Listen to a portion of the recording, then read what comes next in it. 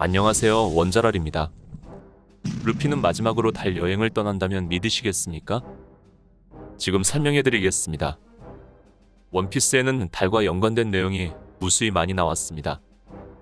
물론 태양에 관한 것도 많이 나왔습니다. 하지만 태양으로 여행을 떠나기가 쉽지 않죠. 그래서 달로 떠날 것으로 보이며 그동안 작중에 나온 달과 연관된 내용을 설명해드리겠습니다. 첫 번째는 에넬이 말한 페어리바스입니다. 하늘섬 편에서 에넬은 돌아가야 할 곳이 있다며 밀짚모자 일당들에게 설명해 주었습니다.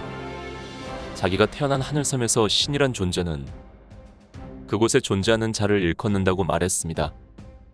사람들은 그곳을 끝없는 대지라는 뜻의 페어리바스라고 불렸다고 합니다.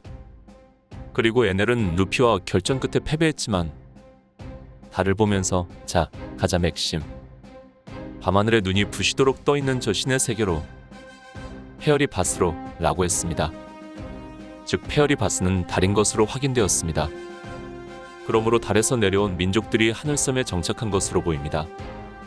챕터 표지마다 에넬이 달에 가서 탐험하는 모습이 나오는데 스페이시 중이라는 우주의 적이 나오고 우주선인 듯한 물체가 포착이 되었습니다. 이걸로 보아 지구일 수도 있고 아니면 다른 행성에서 온 생명체들이 우주여행을 할 수 있다는 것으로 보입니다. 두 번째는 챕터 제목입니다. 원피스 초반에는 달과 관련된 사건이 많이 나왔습니다. 원피스 28화에서 초승달이라는 제목이 나왔고 이때 캡틴 크루가 본 모습을 드러내면서 사건이 진행되었습니다. 107화에서도 달빛과 묘비라는 제목이고 위스키피크에서 루피 일행이 술에 취해 전부 기절했을 때 바로 쿠어크스가 본 모습을 드러내며 루피 일행들을 암살하려고 했죠. 152화에서는 만월이라는 제목으로 이때 초파의 동료영입이 확정되었습니다. 제목에서도 보다시피 달에 관한 게 좀 나왔었습니다. 세 번째는 밍크족입니다. 밍크족은 동물이면서 사람의 말을 할 수 있고 전기 공격을 할 수 있는 게 특징입니다. 그리고 제일 중요한 것은 슬어나죠.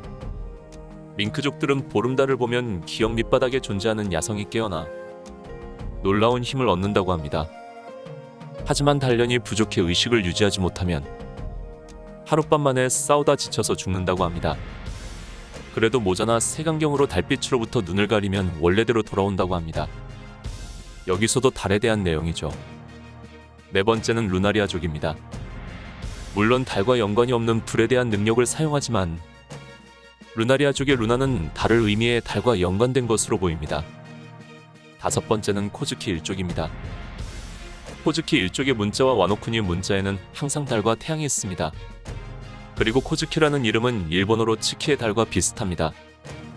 아마도 오다 선생님은 이것도 괜히 코즈키라는 이름을 한 게 아니라고 생각이 듭니다. 여섯 번째는 D의 일족입니다. D는 세계 각지의 역사 뒤편에서 명맥이 이어져 내려온 이름입니다. D라는 단어가 원피스 세계관에 무수히 많이 등장을 하죠.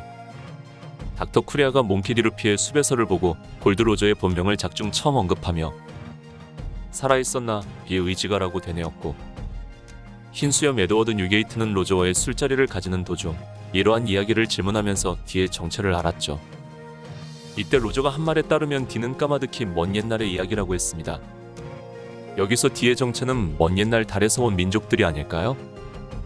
그리고 D의 대부분 인물이 세계 정부를 적대시하는 것도 특징입니다. 거기다 몽키 디 가프 역시 어디까지나 평화를 위해 해군에서 일할 뿐 솔룡인이나 세계 정부를 향한 시선은 부정적이며 충분한 실력이 되면서도 대장에 오르지 않는 것 역시 그들의 영향 때문입니다. 그리고 하그왈디 사우로 역시 역사를 연구하는 것이 무슨 잘못이냐며 니코 올비아를 옥에서 빼내고 본인도 탈영했을 정도로 정부의 행보에 부정적인 시각을 일부 가졌습니다.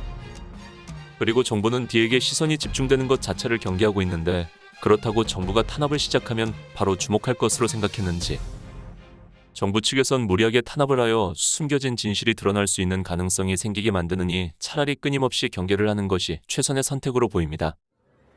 거기다가 몽키 디 가프는 세계 정부의 힘이 되어주고 있으니 더 탄압하기는 좀 그러므로 특히 가프는 록스토버를 하는 등 세계 정부 입장에서는 정말 큰 공헌을 세운 영웅이니 그냥 내버려 두는 것으로 추측이 됩니다. 일부 후반까진 여성 중 D의 의지는 없었기에 남성에게만 붙는 게 아니냐는 가설도 있었지만 포트거스 디 루즈가 등장하면서 이 가설은 없어지고 그리고 뒤에 이름을 가진 여성은 루즈와 트라팔가 로의 여동생인 트라팔가 디 라미도 나왔었습니다. 그리고 어인선 편 마지막 부분에서 해왕류들이 했던 대화 중 반파된 노아를 고치기 위해서는 그 일족의 힘이 필요하다는 이야기가 있는데, 노아의 크기로 보아 거인들의 힘이 필요하다는 견해와 뒤의 일족의 힘이 필요하다고 생각합니다.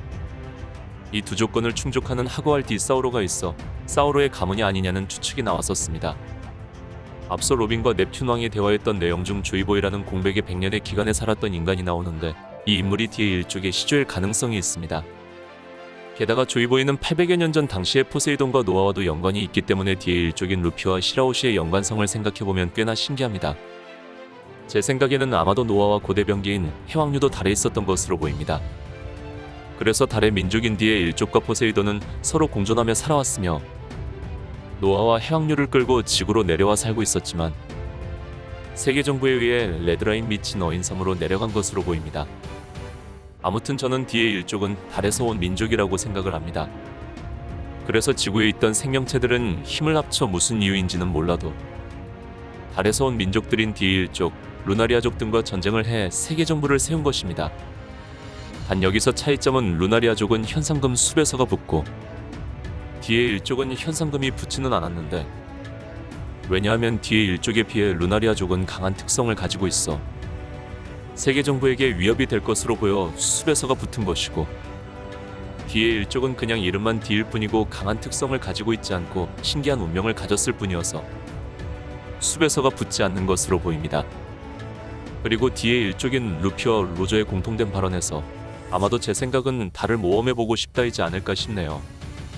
그래서 오덴과 흰수염은 어이없이 웃으면서 놀라웠으며, 또 뒤에 일족의 고향이 달이므로 원피스 작중 달에 가야 스토리상 맞다고 생각이 들어 오다 선생님은 로저와 루피의 꿈을 달로 설정해 뒤에 고향으로 갈 것으로 보입니다. 그리고 달에서 온 민족들도 있으므로 달로 절대 떠나지 않을 거라는 확률은 없다고 봅니다. 만약 달의 민족들이 맞다면 어떻게 지구에 정착했을까요? 아마도 저는 나프텔이라는 섬에서 달로 갈 수 있는 이동수단이 있다고 생각이 듭니다.